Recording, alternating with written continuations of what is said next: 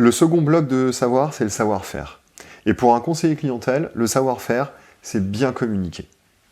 Attention, ici on ne parle pas de la communication au sens large, comme on pourrait l'entendre, c'est-à-dire la publicité ou les médias, etc., etc. Ici, on parle de communication interpersonnelle, c'est-à-dire communiquer en face à face, au téléphone, ou encore par écrit avec tous les nouveaux modes de communication qui sont propagés avec l'arrivée d'Internet, le chat ou les messageries dans les applications des entreprises.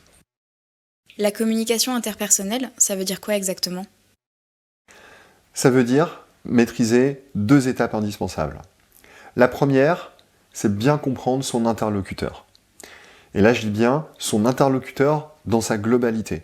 À la fois sa demande, son besoin, sa problématique, mais il faut ajouter également toute la partie humaine. Bien comprendre dans quel état d'esprit se trouve le client que vous avez en ligne. C'est donc la première étape, bien écouter pour bien comprendre son interlocuteur. La deuxième, c'est savoir transmettre la bonne information, pour bien se faire comprendre par son interlocuteur. Quand vous allez comprendre la demande du client, et quand vous allez également comprendre dans quel état d'esprit il se trouve, vous saurez très facilement quelle information aller piocher dans votre masse de savoir que vous maîtrisez, et comment la délivrer à votre client. Un dernier mot pour ce bloc de savoir-faire? Pour conclure sur ce bloc du savoir-faire, un conseiller clientèle, c'est un expert en communication interpersonnelle.